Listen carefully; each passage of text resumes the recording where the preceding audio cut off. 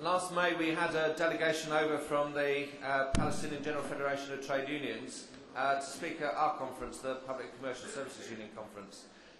We thought they might want to meet lots of great and good people, but the woman delegate only wanted to do one thing. That was meet LOWKEY and get a photograph for her daughter.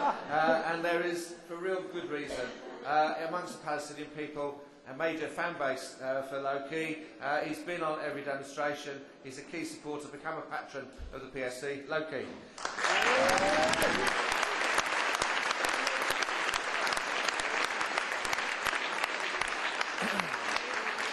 Thank you very much. I won't take up too much time. Basically, we are here not only to talk about the massacre which took place, but also to talk about the silent murder which is taking place on a daily basis. The siege, the blockade, whatever you want to call it, is just another example of Israel attempting to play God with people's lives. And that's the simple truth of it. They are dictating every single aspect of the people of Gaza's existence.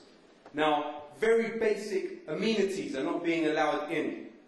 They are being blockaded and starved. And as I said, their entire existence is reliant upon the Israelis. The siege has been going on for 3 years now, and in my opinion, it is as deadly as the bombs which were dropped on Gaza.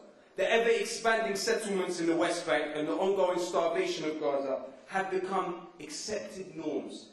And the reason they've become accepted norms is because of the mainstream media. I think in this country, our struggle is a struggle for public perception, because there is such a machine at work 24/7 to warp people's understandings of this whole situation. We have to constantly fight just to bring the cold, hard facts to light. Now, we have all witnessed the mainstream media play megaphone to the government and attempt to turn this situation into some sort of equal battle. They tirelessly struggle to somehow equate rockets with over 60 years of dispossession, starvation and ethnic cleansing. Now, with the example of Afghanistan, we've seen a media which has managed to make military occupation appear charitable.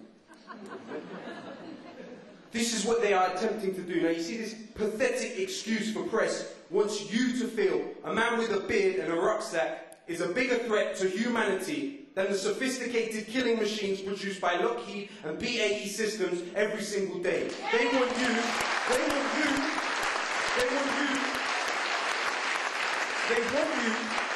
to fear the man with the rocket launcher and no passport and no country more than you fear the man with the nuclear weapons, the atomic weapons, the depleted uranium, the white phosphorus, and over 725 military bases worldwide from Japan to Colombia.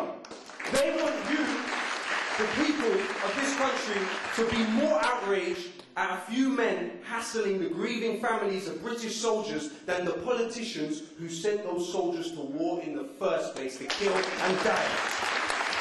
Now, what I find despicable is the fact that this government has time to imprison protesters but not war criminals like that terrorist Livni. Now, on the subject of Haiti, I would just like to say, isn't the alliance of Bush, Obama and Clinton so heartwarming? Like, let's just ignore for 1 second Bush and Clinton's records when it comes to Haiti.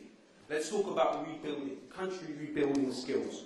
We can ask two groups of people. On one hand, we can ask the people of Iraq, Afghanistan, Yugoslavia, and the victims of Hurricane Katrina how good Bush, Clinton, and Obama are at rebuilding countries. Or, on the other hand, we can ask Bechtel, we can ask Halliburton, we can ask JP Morgan, and we can ask those friendly guys at Blackwater. Which ones are you going to ask?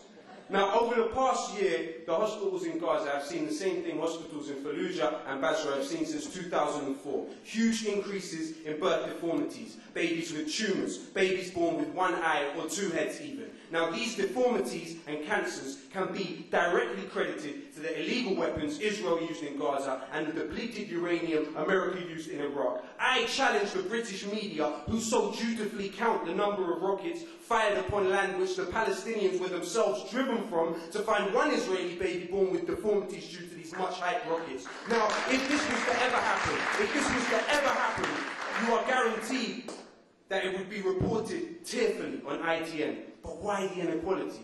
Why, when this is happening in Gaza, in Iraq, and Afghanistan, is it not even considered newsworthy, let alone worthy of tears? Simply because the governments of the UK, the USA, and Israel refuse to recognise anybody's humanity but their own.